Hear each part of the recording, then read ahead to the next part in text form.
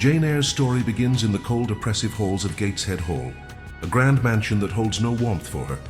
Orphaned at a young age, Jane lives under the guardianship of her cruel Aunt Reed, who reminds her daily of her dependence. Her cousins, Eliza, Georgiana, and especially John, treat her with disdain and mockery.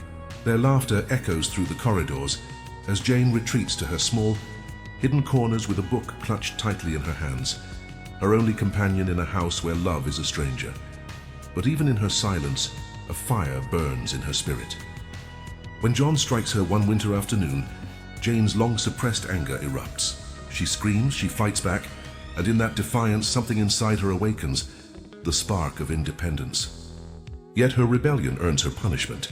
She is locked away in the dreaded Red Room, a place whispered to be haunted by her dead uncle. Inside the Red Room, the air is thick and still. The heavy curtains block the light, and the crimson furnishings glow like blood in the dimness. Jane's heart races as shadows move across the walls, and her imagination conjures the spirit of her late uncle, come to avenge her mistreatment. She cries out in terror, pounding on the door, but no one comes to save her. When she finally faints from fear, her young body collapses, defeated but not broken. When she awakens, she is ill and shaken. A kindly apothecary visits and, sensing her suffering, questions Mrs. Reed about Jane's life. His words linger in the air, the truth of a child unloved and unwanted. Jane, for the first time, begins to understand the injustice of her existence. As days pass, the resentment between Jane and her aunt grows unbearable. Mrs. Reed decides to rid herself of the troublesome child by sending Jane to school, a place called Lowood Institution. Jane overhears the decision, and for the first time feels the taste of freedom beneath the fear. She speaks her mind to Mrs. Reed, boldly, fearlessly, declaring her hatred for hypocrisy and cruelty. Her words shock the household. The timid orphan has found her voice. On a cold January morning, Jane leaves Gateshead forever, her small figure vanishing into the mist. Behind her, she leaves the ghosts of her childhood and the bitterness of unloved years. The journey to Lowood is long and cold, and when Jane arrives, she finds a world bleaker than Gateshead. The building stands grey and uninviting. Its halls echo with the footsteps of tired girls and stern teachers. The headmaster, Mr. Brocklehurst, preaches humility but lives in luxury. He calls Jane a liar before the entire school, humiliating her publicly as punishment for her supposed faults. The food is scarce, the cold relentless, and the discipline harsh. Yet Jane observes the endurance of the girls around her, quiet strength in the face of suffering. It is here that she begins to understand endurance, self-control, and the courage to bear injustice without losing dignity. Among the pale faces of Lowood, Jane meets Helen Burns, a gentle, intelligent girl whose patience and faith leave a deep impression on her. Helen accepts every insult and punishment with calm grace, explaining to Jane that true strength lies in forgiveness and inner peace. Their friendship blossoms quietly, two souls finding light in a place of darkness. But disease sweeps through Lowood, and suffering multiplies. Jane watches, helpless, as hunger and illness claim many of her classmates.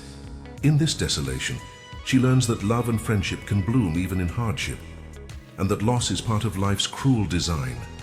When Helen falls ill with consumption, Jane visits her in secret one night. They speak softly in the flickering candlelight of heaven, hope, and the soul's freedom. Helen's faith is unshaken, even as her strength fades. She tells Jane not to fear death, for it is merely the gateway to peace. Jane curls beside her friend as the snow falls outside. By morning, Helen is gone. Her small body cold, her spirit freed. Jane's grief is silent but profound.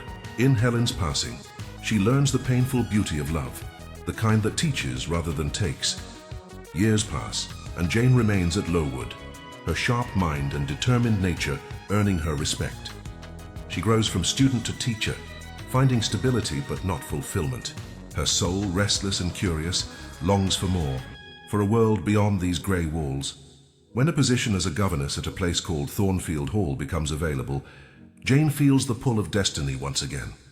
She takes the post, eager to begin a new chapter of her life.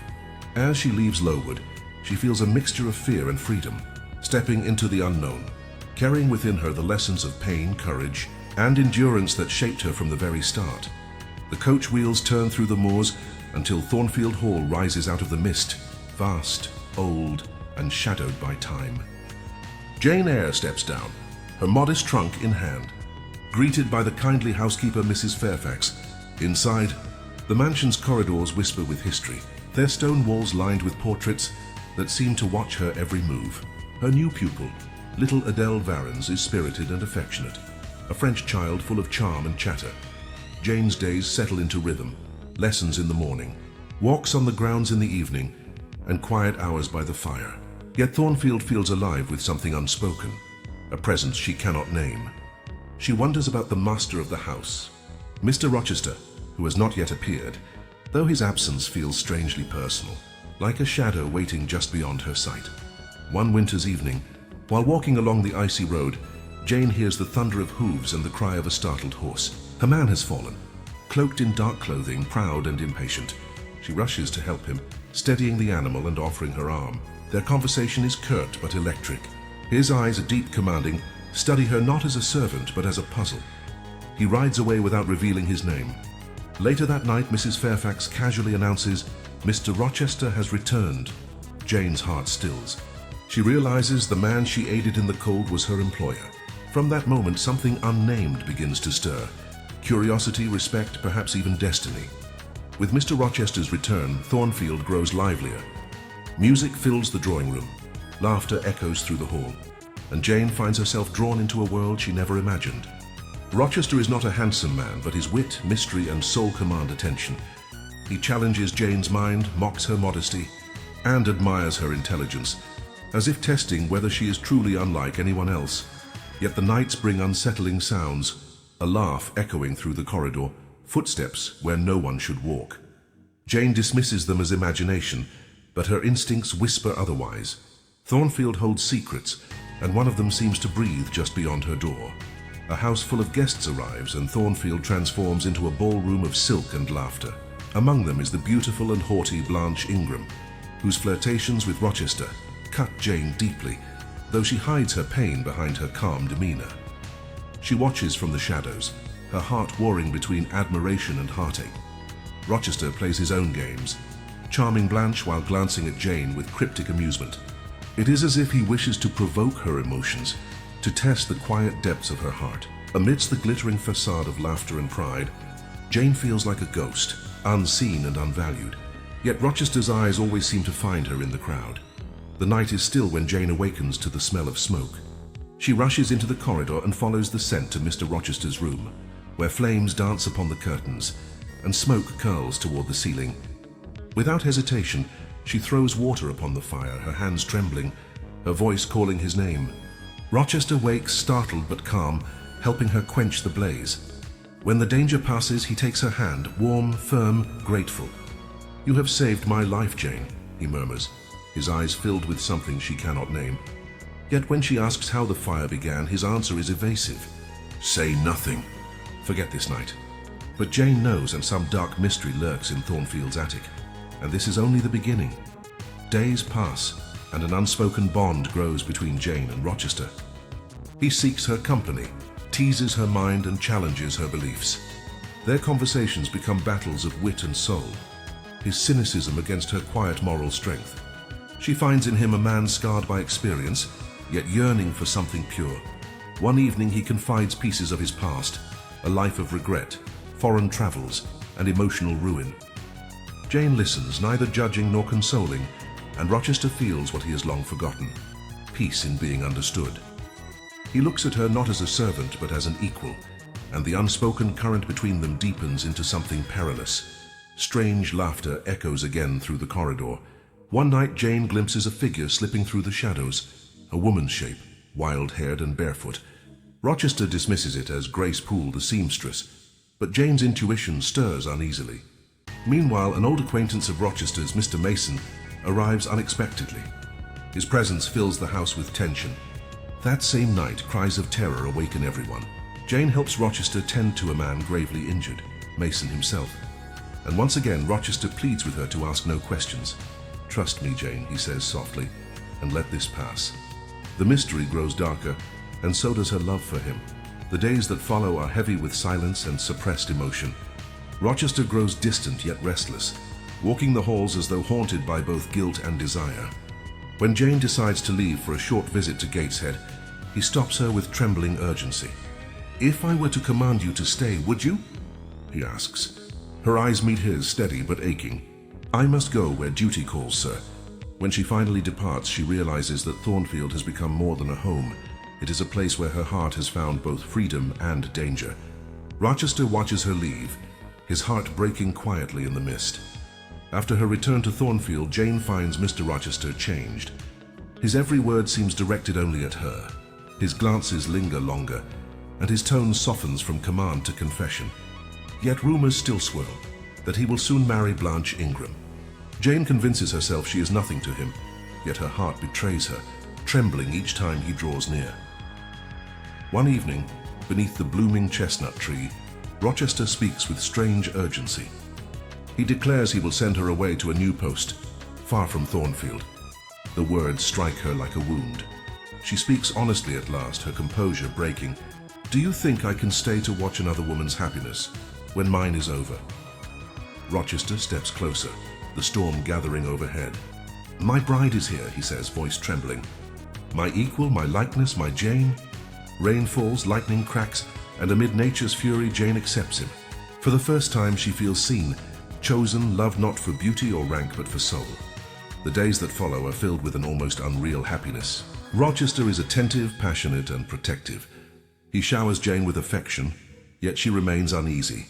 His love feels fierce, possessive, and secretive. When she dreams of Thornfield's ruin and her wedding veil torn in two, she wakes trembling. In the stillness of night, she sees a woman standing by her bed, wild, disheveled, with eyes of madness, one tearing her veil apart. Jane cries out and the figure vanishes. Rochester dismisses it as a nightmare, claiming Grace Poole was the culprit. Yet something in his tone betrays fear. Jane feels the first shadow of dread touch her joy. The morning of the wedding dawns calm and radiant. Jane walks beside Rochester down the aisle, heart pounding, hands trembling. But as the vows begin, a voice cuts through the silence. The marriage cannot go on. Mr. Rochester already has a wife. The church freezes. A stranger steps forward, Mr. Mason, and behind him the lawyer Briggs. Rochester's face turns ashen. He confesses the truth before all. Years ago he was forced into marriage with Bertha Mason, a woman driven mad, now confined within Thornfield's attic. Jane's world collapses. The man she loved stands guilty, not of betrayal of affection, but of deception. The guests leave in shock. The church empties. And Jane, pale and broken, feels her heart tear silently in two. Back at Thornfield, Rochester pleads for understanding. He leads Jane to the attic, to the locked room where Bertha lives. There she stands, wild-haired, snarling, animal-like, eyes blazing with madness. Jane stares in horror. The truth is unbearable. Rochester tells his story, of a loveless marriage, of years of misery, of finding in Jane his only redemption. He falls at her feet, begging her to stay, to live with him as his true wife in spirit, if not in law. Her heart aches with love and pity, but her soul cannot surrender its integrity. With quiet strength, she whispers, "I cannot." That night, Jane leaves Thornfield. No money, no destination, only her faith and her broken heart. The moors stretch endlessly under the moonlight as Jane wanders alone, exhausted and starving. The wind howls across the open fields, carrying away the last echoes of Thornfield. She sells her few possessions for bread, sleeps beneath hedgerows, and prays for strength. Each step is agony, yet within her grows a strange peace. She has lost everything, love, home, security, but kept her soul. She collapses near a stone cottage, too weak to go on, believing death is near. But fate has one more turn to make. When Jane opens her eyes, she is surrounded by light and warmth. A kind young woman, Diana Rivers, tends to her, while her brother, St. John Rivers, looks on with concern. They offer her shelter in their humble parsonage and ask no questions beyond her name. She gives only Jane Elliott, hiding her past to protect Rochester's secret. Days turn into weeks as she regains strength. She finds in the Rivers siblings a new kind of family, gentle, educated, selfless. For the first time, she feels she belongs without judgment or fear. Yet deep in her heart, a quiet ache remains. Jane begins to teach at a small village school, living simply and contentedly. Her days are peaceful, her heart almost healed. Yet St. John, noble and austere, watches her closely. He sees in her the same discipline and will that drives him. Over time, he grows attached, though his affection is not born of passion but purpose. One cold evening he reveals the truth. They are cousins. Jane is stunned. The inheritance of her late uncle makes her wealthy, and she shares it equally with Diana and Mary. For the first time, she is not dependent, not powerless, but free. Freedom, however, brings another test. St. John proposes marriage, not for love, but as a partnership in his missionary calling. "You are made for labor, not for passion," he tells her. Jane listens, torn between admiration for his virtue and horror at his lack of warmth. That night she kneels by her window, torn between duty and heart. The wind howls outside, and faintly, impossibly, she hears a voice calling her name. "Jane! Jane! Jane!" It is Rochester's voice, carried across miles of moor and memory. Her soul answers. She knows what she must do. Jane tries to quiet the storm within her. St. John's proposal still echoes in her mind, an offer of purpose without love.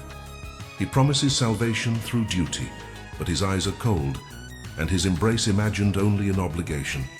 Jane knows her heart cannot live where love is absent. Even in the quiet comfort of her new home, she feels incomplete, as though half of her soul remains wandering across the moors. Each evening she stands by the window, staring into the horizon, thinking of Thornfield. The memories rise unbidden.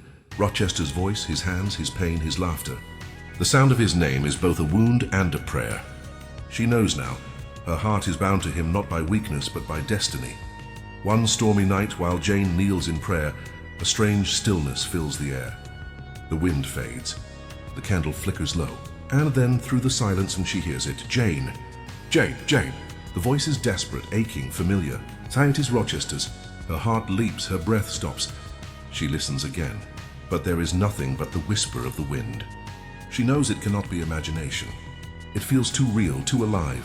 She stands, trembling, and whispers, "Wait for me." That night she decides. At dawn she will return to Thornfield. Jane travels alone, her spirit both heavy and soaring. The moors stretch before her, vast and wild, like the path between life and death. As the coach nears Thornfield, she feels a growing dread. Something in the air feels changed, still haunted. When the house comes into view, her heart stops. Thornfield Hall stands in ruins, its great walls blackened, its roof open to the sky. Vines twist through the stones, and the silence is unbearable. The mansion that once echoed with music and laughter is now a grave. Jane falls to her knees, whispering his name, tears blurring her sight. From a nearby innkeeper, Jane learns the truth. Months ago, a fire had consumed Thornfield. The madwoman, Bertha Mason, had set the flames herself and perished in the inferno. In his desperate attempt to save her, Mr. Rochester was injured, blinded, scarred, left broken. He now lives in isolation at Ferndean Manor, far away, a recluse lost to the world. Jane listens in silence, her hands trembling. Her heart aches with both grief and gratitude.